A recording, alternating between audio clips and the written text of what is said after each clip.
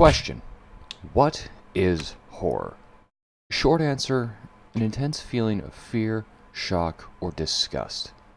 Long answer: well, there's a little more to it than that. Specifically, the real question here is, what is the difference between horror and terror? See, these two terms have been used interchangeably, it seems, for many years now, with the advent of the horror genre in movies, but they extend back longer to the times and writings of both Edgar Allan Poe and H.P. Lovecraft, and granted, the two are linked to one single human emotion: fear. As Lovecraft once famously said, the oldest and most human emotion is fear, and the oldest and most human fear is the fear of the unknown. While there is a link between the two, there is a distinct difference between them. We can think of this difference in a simple way: before and after. Terror comes before, whereas horror comes after. Or as Devendra Varma put it in The Gothic Flame, the difference between terror and horror is the difference between awful apprehension and sickening realization, between the smell of death and stumbling against a corpse. In the horror genre, specifically in film, we encountered this link several times, a good example being the numerous jump scares in modern-day horror films. Let's look at 2007's Paranormal Activity, for instance, where a couple move into a suburban home which slowly becomes more demonically active. Things move across screen, objects, people are thrown at the camera, the usual haunted house type things.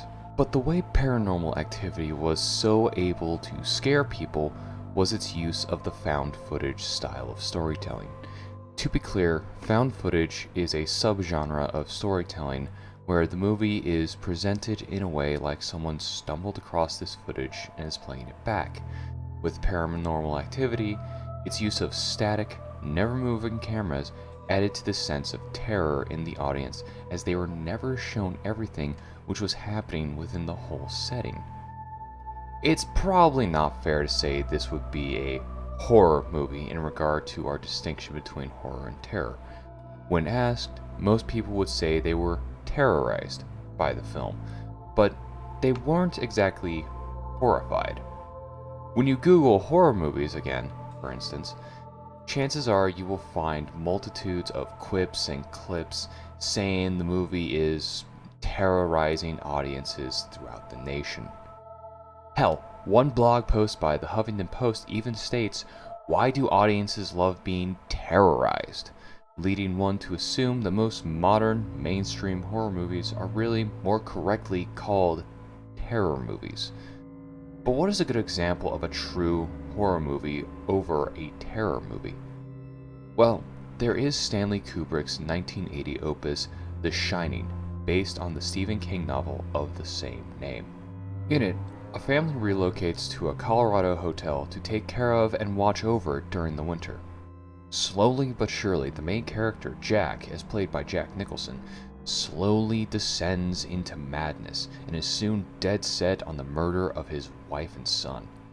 It's a dark tale, and one that looks deep into the mind and madness of Jack. I won't go into why the film works so well at getting into our head, but if you'd like to, head over to Super Eyepatch Wolf's channel. He has a wonderful video explaining The Shining. But one thing that is truly so terrifying about The Shining is not what Jack does, but instead what he becomes: a true, bloodthirsty, deranged murderer. And it's the lead-up we're given by Kubrick which makes it so terrifying.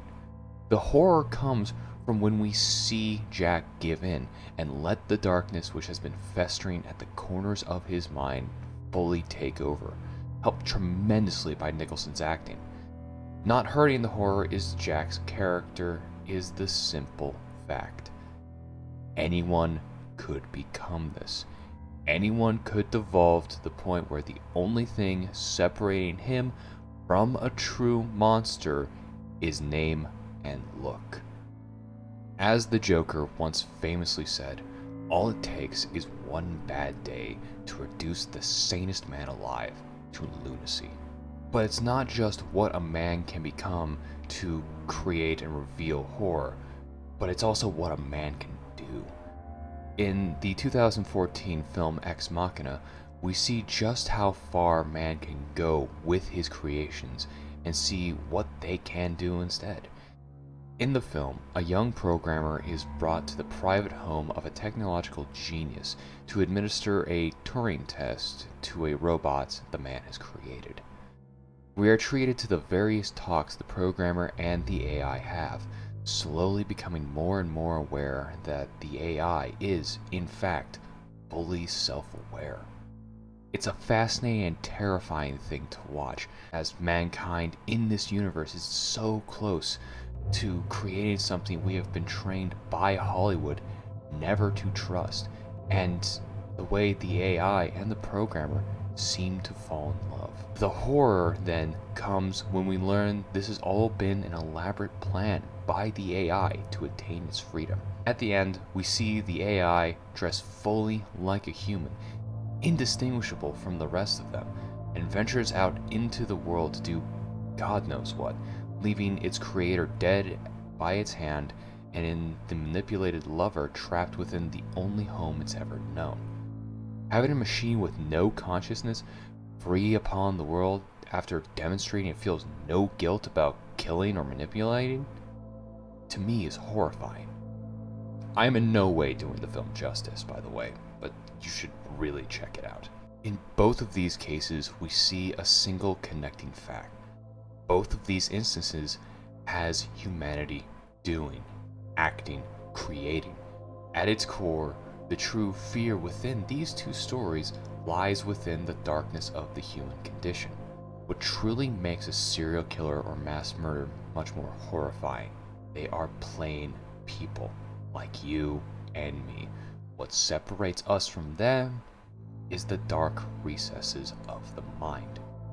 You need only open a history textbook or a newspaper to see what kind of thing our species is capable of. But Lovecraft's famous quote applies here as well, for it's this factor which allows us to feel so much dread at the concept of a serial killer. For it is unknown sometimes what would drive a person so far into the dark depths of the mind. Continuing off this, Lovecraft is famous for his works in creating the genre known as cosmic horror, which inverted the concept of what we have come to consider as modern science fiction. In sci-fi, essentially, humanity is in some way at the center of the universe. It has the most important people doing the most important thing for the most important reasons. Cosmic horror flips this on its head and instead asks, what if the universe doesn't care about us? Lovecraft did this by creating a race of great old ones and elder gods, beings of such scale, power, and age, they dwarf the human race in every aspect. In short, to the scale and grandeur of these creatures, we were nothing more than either playthings or insects barely worth attention, and to us, these beings were gods. Lovecraft is successfully able to get inside our head with this kind of horror and terror through one simple mean: the unknown. And when we are presented with answers to the unknown, no matter how grotesque or horrifying they are, in his works, the only way the human mind was able to cope with the answers is to lose any sense of logic or reason and plunge into madness. This is, of course, only one way to submit unknown horror to the audience. Of course, giving grotesque and horrifying answers to the audience is only one way of getting into their head. The other way is simply not to give any answer at all as to why or how the story's events are taking place, leaving the reader or the viewer completely into dark as to why this is all happening.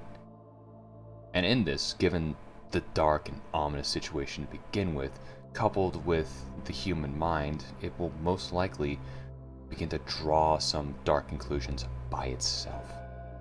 Another such example of this is in the many works of Japanese mangaka Junji Ito.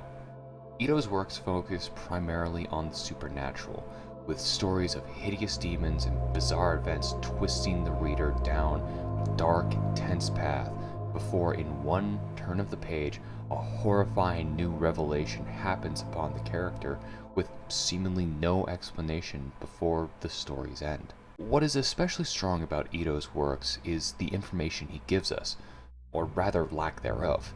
In almost every work he has done, little to no information is given to the reader as to what is happening or why. The further strength of Ito's works is he doesn't rely on any classic monster or horror trope, meaning the reader is confronted with a completely new and completely unknown foe, with no clear rules on how to combat or defeat it, if there are any at all. What The Shining, the works of Lovecraft, and Ito all have in common is simple: the reasoning or rules behind it. If we were to peer behind the curtain, see what made the beasts tick and why they are doing this, then all aspects of potential horror might have fallen away.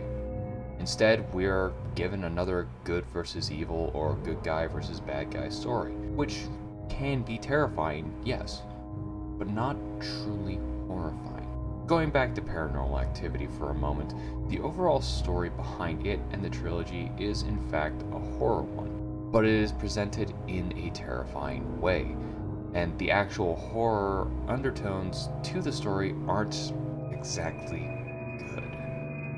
If it was presented in a different, perhaps better way, then the story would have made a significantly better horror impression. But since it gave itself as a terror movie, then most of the horror aspects were robbed from it. In the end, as contemporary philosopher Eugene Thacker puts it in his book, In the Dust of This Planet, horror is not simply about fear, but instead about the enigmatic thought of the unknown. Horror is about the paradoxical thought of the unthinkable. When we understand what is happening and why in a given situation, a degree of horror is lost. Is it horrifying why Jack turns into a murderous father and husband? Yes. Was it horrifying when a machine built by a genius was able to manipulate her tester and begin to roam free around the world? Yes. Are the unknown machinations of the universe and the demonic or paranormal horrifying? Yes. All of these were linked to the human mind and the darkness therein. Darkness we still do not understand. Lovecraft used this ability to understand and craft great and unthinkable beasts whose very existence and beings break any form of logic the human mind has. Our logic and reason has no defenses against that which it cannot understand, and that which does not break it terrifies us. It horrifies us to no end. Horror comes in many forms and many shapes, but one thing which connects it is the limits of human understanding. We fear what we do not understand, and when we are confronted with the realization or revelation, we are horrified as we cannot begin to understand what is in front of us. This is the true meaning of horror. Not dread, not shock, not disgust. Those are all byproducts of horror, but it is truly being confronted with what we truly cannot begin to understand. Hey everyone, thanks for watching. Hope you learned something today, and if not, maybe had a couple ideas. If you like this video and want to see more like it, be sure to hit the like and subscribe buttons below. And if you have any ideas, comments, or just think I'm a plain old idiot, feel free to leave a comment as well. Thanks for watching everyone, and as always, drink coffee, gain knowledge. I'll see you next time.